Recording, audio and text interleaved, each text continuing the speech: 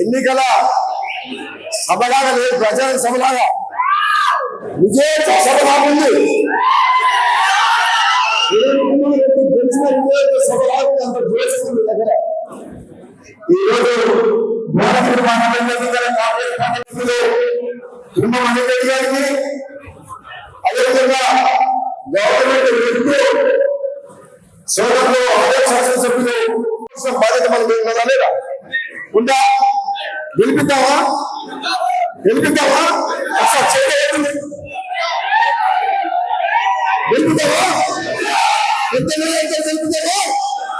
సూర్యనామా మరో తెలంగాణ ఇచ్చిన party Congress party 60 ఏళ్ల పోరాటాన్ని 1000 మంది ఆత్మబలిదానం చేసుకుని యువకుల త్యాగాల ఫలితం ఈరోజు కాంగ్రెస్ పార్టీ తెలంగాణ ఇచ్చింది. మరి వచ్చిన తెలంగాణ 10 ఏళ్ల పాటు కేసీఆర్ కుటుంబం మాయమాటలు చెప్పి మొత్తం రాష్ట్రం అప్రపాలు చేసి ఈ రాష్ట్రాన్ని ఆగం చేసింది. ఏమన్నా మనం ఓ బాబు సైలెంట్ ఉండగా ఇదే మీ భోజనంలో వచ్చినప్పటి నుంచి శివరాలు ఎవరే మాట్లాడతారు. ఒక్క నిమిషంలో కానుకుంటలేరు. మీరు ఉపయోగపడా ఈ రాష్ట్రం ఈ రోజున్న పరిస్థితి చెప్తే మాకు చదువుకున్న వ్యక్తిగా ఎమ్మెల్యేగా కళ్ళలకు నీళ్ళు తిరుగుతున్నాయి. రాష్ట్రంలో కాళేశ్వరం ప్రాజెక్టు 1,00,000 కోట్లు తీసుకొచ్చి అప్పు తీసుకొచ్చి కడితే కాళేశ్వరం ప్రాజెక్టు కూలిపోయింది. రైతుల గురించి నిన్న జగదీశ్వర్ రెడ్డి వచ్చి మాట్లాడినంట. కాంగ్రెస్ రంగం అంటుందంట. అది మీకు రంగం అయితే 11 మంది ఎమ్మెల్యేలు ఒక్కొక్కరు 50 ఎమ్మెల్యేలతో తెలంగాణ గెలవడం ప్రజలు గెలిపించింది జనం రంగం. మీరు అన్నివా 12 మంది ఎమ్మెల్యేలు ఉంటే ఉమ్మడి ఏమడుతున్నారో 11 మందిని 50,000 మెజార్టీ మెజార్టీ అంటే నువ్వు కూడా జగదీశ్వర్ రెడ్డి కూడా బిడ్డ జర్రల మిస్ అయినా నువ్వు జర్రల మిస్ అయినావు. అక్కడ టికెట్ గిట్ల కరెంట్ ఇచ్చుంటే నీ పని కూడా పోయింది. అవునా కదా? ఏదో మెసేజ్ మాట్లాడుతున్నట్టు వచ్చి బోర్డు కింద ఇక్కడనే మీటింగ్ పెట్టిందా? ఈయనగా నీ మాటలు కిరాయి ఇంట్లో ఉండే జగదీశ్వర్ రెడ్డి 2014లో ఇవాళ నాగారం తుంగతుర్తిలో బంగ్లా కట్టిండు, 100 ఎకరాలు సంపాదించిండు. శంషాబాద్ కాడ 100 ఎకరాలు ఉంది. ఇవాళ 1000 కోట్ల ఆస్తి వచ్చింది. ఎక్కడికి వెళ్ళి వచ్చింది? అనివేట్లేక నాగాగా ఆయనతో ఉన్న వ్యాపారం ఉందా? 2014లో కిరాయి ఇంట్లో పెట్టాడు, స్టూడెంట్ పెట్టాడు, 1000 కోట్లు సంపాదించిండు.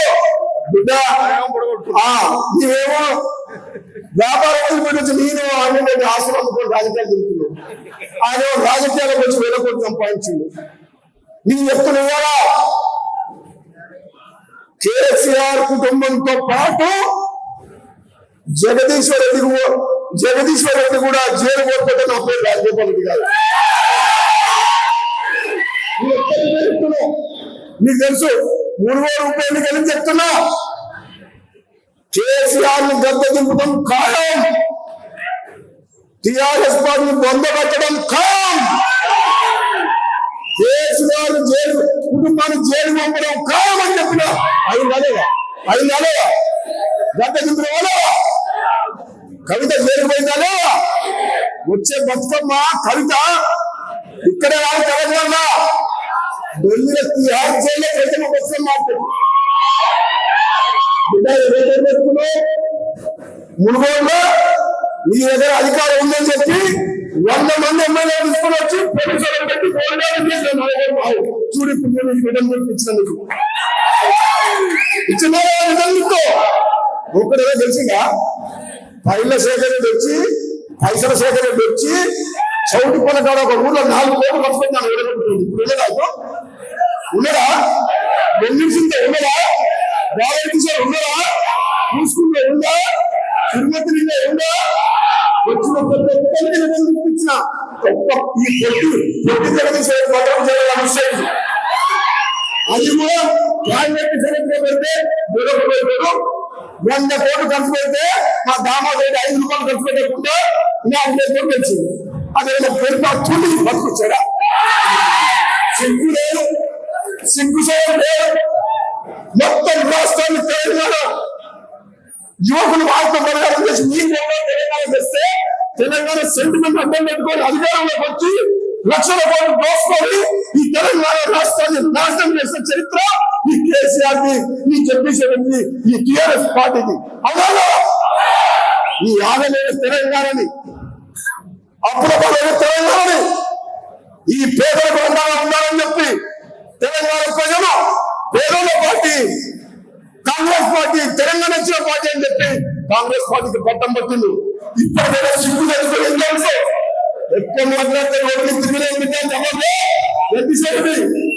భువనగిరి గడ్డ అంటే కాంగ్రెస్ అంటే ఇక్కడ కాంగ్రెస్ పార్టీ కార్యకర్తలు 40 ఏళ్ల కాలంలో సోదరుడు కుంభమణి రెడ్డి పెద్దలతో కనిపించింది. ఇక్కడ మళ్ళీ చేతులు మళ్ళీ మీరు 40 ఏళ్ళు ఆగాలి. ఆగాలవద్దా? 40 ఏళ్ళ మన ఎమ్మెల్యే ఉంటాడా? కీర్తి నది ఉంది. ఇక్కడ కీర్తి లేకపోతుందా? కీర్తి నిలుపుతామా? మీరు చెప్పిన సోదరులారా, ఇది మామూలు కష్టం కాదు. 10 ఏళ్ల పాటు అని నేను ఓడిపోయిన తర్వాత కూడా కాంగ్రెస్ పార్టీ కార్యకర్తలను కాపాడకుండా ఇన్ని రోజులు మోసి పోలేదా? ఎంతో కష్టపడి ఆ పైసలు ఓడించాలని మీరు చెప్తే ఓడిస్తారా? ఆయన ఇంత పైసలకు అవునా కదా? నేను చెప్తున్న సోదరులారా, మన తెలంగాణ మన మిగులు మనం కాపాడుకోవాలి. కేసీఆర్ లాగా టీఆర్ఎస్ లాగా మీకు దోసుకునే కాదు. పైసలు కావాలంటే నాకు అని లేకపోతే ఏదైనా వ్యాపారం చేసుకునేటోళ్ళం అన్ని వదిలి, కుటుంబాన్ని వదిలి, ప్రజల కోసం, ఈ ప్రాంతం కోసం అన్ని సర్వస్వం వదులుకున్న వ్యక్తులం మేము. ఏ ఒక్క రోజు ఒక అవినీతి మచ్చ ఉన్నదా? నాకు కానీ అనిరెడ్డి కానీ వీళ్ళ నాకు ఏమైనా మచ్చ ఉందా? మీకే ఉంటుంది. నేను చెప్తున్నా, మీకు మునుగోడు అసెంబ్లీ ఎమ్మెల్యేగా నాకు ఉమ్మడి మణిరెడ్డికి పోటీ పెడుతున్నది. ఏం చేస్తున్నారు? మన కోటి పూర్వసేటర్ కాదు, క్యామనేషన్ కాదు, నాకు అనిరెడ్డికి పోటీ ఎలక్షన్. భువనగిరి కాంగ్రెస్ కు, మునుగోడు కాంగ్రెస్ కు పోటీ. మరి మీరు ఇద్దరు ఏం మెజార్టీస్తారో ఇప్పుడు చూస్తారు. 1,00,000 మెజార్టీతో గెలిపారు. మొత్తం 1,00,000 కాదు. భువనగిరి నియోజకవర్గంలో పార్లమెంట్ అభ్యర్థికి ఇక్కడ ఒక్క దగ్గర 1,00,000 ఓట్ల మెజార్టీ తీసుకురావాలి. మా మునుగోడు వాళ్ళకు కూడా అదే పెడుతున్నా, ఛాలెంజ్ పెడుతున్నా. మేము పెడుతున్నాం. మీకైతే ఈజీ. ఇంకా రాజశేఖర రెడ్డి చేతులు ఎత్తేసింది కనబడుతుందా? మధ్యలో లేదు. మధ్యలో కాంగ్రెస్ లోకి వస్తే టికెట్ ఇస్తే కాంగ్రెస్ లోకి వస్తాడు. పోయి సేవలకి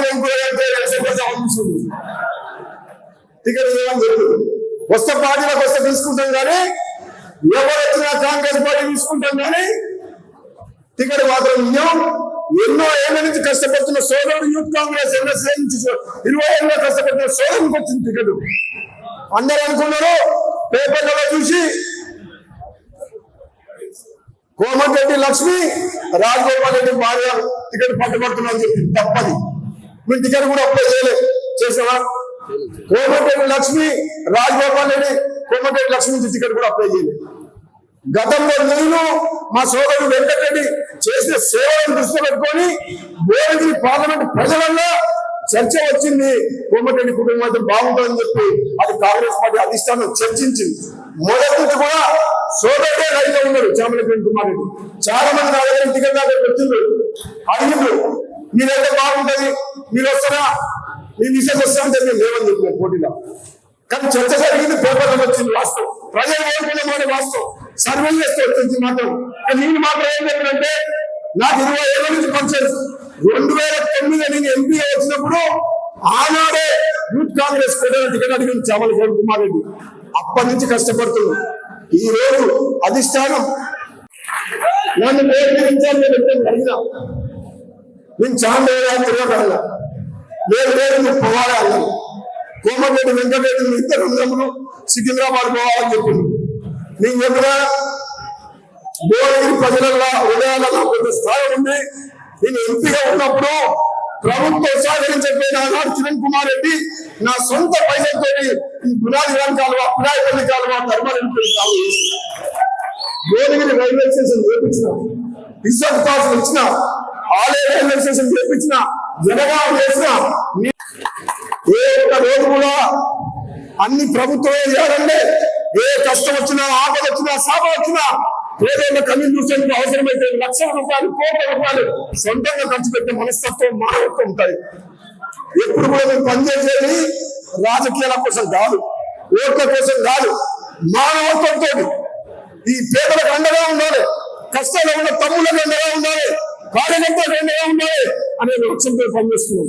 ఈ రోజు కూడా చెప్తున్న సోదరులారా, మన కాంగ్రెస్ పార్టీ ప్రభుత్వం 5 ఏళ్ల పాటు గౌరవ ముఖ్యమంత్రి రేవంత్ రెడ్డి నాయకత్వంలో బ్రహ్మాండంగా పనిచేస్తుంది. ఈ ప్రాంతాన్ని అభివృద్ధి చేసుకుంటాం, మీ అందరికీ అండగా ఉంటాం. రేపు లోకల్ బాడీ ఎలక్షన్స్ వస్తాయి, ఎవరైనా నిలబడతారు టీఆర్ఎస్ పార్టీ వస్తారా? గమనం వస్తారా? భోజనం అరే మన భువనగిరి ఎంపీ టికెట్ కావాలని కాంగ్రెస్ పార్టీకి 28 మంది అప్లై చేసుకుంటే బీఆర్ఎస్ పార్టీలో ఎంపీ టికెట్ ఇస్తే కూడా చెప్పి వాపస్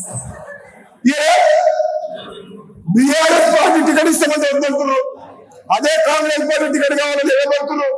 అంటే ప్రజలు ఎదుగు చూస్తున్నారు కాంగ్రెస్ పార్టీ కాదా? అవునా? ఒక్కడైనా టీఆర్ఎస్ పార్టీ రేపు కౌన్సిలర్ కానీ సర్పంచ్ కానీ ఎంపీడీసీ కానీ తెలుస్తారా? ప్రజలు కాంగ్రెస్ పార్టీ మీద నమ్మకంతో ఉన్నారు. కాంగ్రెస్ పార్టీ ప్రభుత్వాన్ని ఓటేసింది. రాబోయే రోజుల్లో ఇచ్చిన హామీ నెరవేరుస్తుంది. ఆలస్యమైంది. ఎందుకైనా ఆలస్యం? మేము పేదలకు ఇవ్వమంటున్నామా? పెన్షన్ ఇస్తాం బరాబర్ 4,000, రైతులకు రుణమాఫీ చేస్తామని మా ముఖ్యమంత్రి గారు మేము చెప్పిండు. ఆగస్టు 15 కూడా 2 లక్షల రుణమాఫీ చేస్తామని చెప్పిండు. ఏ విషయంలో కూడా రైతు బంధు విషయంలో కూడా ఎక్కడ కూడా వెంటపోము. ఒక్కటే ఒక సమస్య ఏమొచ్చిందంటే ఆర్థిక సంక్షోభంలో తెలంగాణని ఒక క్రమశిక్షణతోటి బయటకు తీసుకొచ్చి ఉన్నట్టు ప్రజలకు చెప్పి మాయమాటలు చెప్పి మోసం మాటలు చెప్పకుండా ఈ రాష్ట్రాన్ని గాడిలో పెట్టాలన్న ఆలోచనతో కాంగ్రెస్ పార్టీ ప్రభుత్వం నడుస్తుంది. మేము తొందరపడి కేసీఆర్ లాగా వేరే దాని మాటలు మాట్లాడడం, ఇచ్చిన హామీలను నెరవేర్చడం ఖాయం. 6 గ్యారెంటీలు ఏదైతే చెప్పినామో తప్పకుండా కాంగ్రెస్ పార్టీ నెరవేరుస్తుంది. దాంట్లో ఎటువంటి అనుమానం లేదు. కానీ కొద్ది సమయం కావాలి. పార్లమెంట్ ఎన్నికలైన తర్వాత మా పార్టీ ప్రభుత్వం మేము ఉండే కూడా పార్లమెంట్ మీద పెడుతున్న శ్రద్ధ, రాష్ట్రాన్ని గాడిలో పెట్టి సంక్షేమం నుంచి బయటికి తీసుకొస్తేందుకు రాత్రి పగలు కష్టపడుతున్న తెలంగాణ ప్రజల కోసం. అంతేగాని మా కుటుంబం కోసం అని చెప్పేసి, ఆస్తుల కోసం అని చెప్పి నిర్ణయాలు తీసుకోం. కాంగ్రెస్ పార్టీ అంటే బడుగు బలహీన వర్గాల కోసం పనిచేసే పార్టీ. కాంగ్రెస్ పార్టీ అంటే పేదల కోసం పనిచేసే పార్టీ.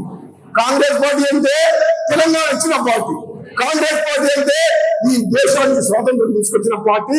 138 ఏళ్ల పార్టీ. ఈ పార్టీకి ఒక చరిత్ర ఉంది. ఇందులో ఉన్న వ్యక్తులకు త్యాగాలు చేసిన వ్యక్తులు. దీంట్లో కేసీఆర్ లాగా దొంగ మాటలు మాట్లాడి దళితులు ముఖ్యమంత్రి చేస్తా అని చెప్పి ఇచ్చిన హామీలు రాబోయే రోజుల్లో కాంగ్రెస్ పార్టీ తప్పకుండా నెరవేర్చని చెప్పి ఈ సందర్భంగా చెప్తున్నా. ఎక్కడికి పోం మేము, పార్పో ఇంకా 20 ఏళ్ళు ఉంటాం బిడ్డ. మేము 20 ఏళ్ళు ఉంటాం. గెలిచేయండి. ఎన్నో ఉంటారు. అసలు నాకు తెలిసి విద్యుత్ మంత్రి ఉండే యాదాద్రి పవర్ ప్లాంట్ కట్టిండు. అది సింగరేణిలో కట్టాలి, ఖమ్మంలో రామగుండంలో బొగ్గు పేరు దగ్గర కట్టాలి. దాన్ని తీసుకొచ్చి మిర్యాలగూడలో కట్టిండు. 25,000 కోట్ల ప్రాజెక్ట్ 40,000 కోట్లకు చేసిండు. 3 రూపాయల యూనిట్ కరెంటు బయట మార్కెట్ లో దొరుకుతుంది. ఆ ప్రాజెక్ట్ అయిపోయేసరికి 10 రూపాయల యూనిట్ పడుతుంది గవర్నమెంట్ ప్రొడ్యూస్ చేయాలని. మరి దాంట్లో ఎంత కుంభకోణం ఉంది. మొత్తం కాంట్రాక్ట్ గవర్నమెంట్ సంస్థ బిహెచ్ఎల్ ఇచ్చి ఆ బిహెచ్ఎల్ నుంచి తన సొంత మనసులో కాంట్రాక్ట్ ఇప్పించుకొని 10,000 కోట్ల రూపాయలు కుంభకోణం చేసింది. ఇక జగదీశ్వర్ రెడ్డి బోర్డుకి వస్తాడా? బయట తింటాడా? రాజగోపాల్ తిరిగిస్తాడా? నేను చెప్తున్న బోర్డు రెడ్డి జగదీశ్వర్ రెడ్డి నువ్వు చేరుకోవడం ఖాయం. నువ్వెంత తక్కువ మాట్లాడితే అంత మంచిది. నేనైతే వదిలిపెట్టా. ఎందుకంటే మునుగోలు చూసి లేదు మీరు ఎక్కడ ప్రపంచంలో ఎక్కడన్నా ఒక్క ఎమ్మెల్యే నడవడుతుంది 100 మంది ఎమ్మెల్యేలు వస్తారా? వచ్చి రావాలేదా? ఊరుకో ఎమ్మెల్యే రావా? వచ్చి రాలేదా? నేను తక్కువ నేను కూడా ఉండేది, నేను కూడా మీ సంగతి చూసుకుంటా. ఏమైనా బీఆర్ఎస్ పార్టీని బొంద పెట్టేందుకు నిజే పోవద్దు. మీరందరూ కూడా ఈసారి ఎన్నికల్లో రాత్రి మొదలు కష్టపడి మన పార్లమెంట్ అభ్యర్థి కాంగ్రెస్ పార్టీ అభ్యర్థికి అత్యధికమైన గెలిపించాలి.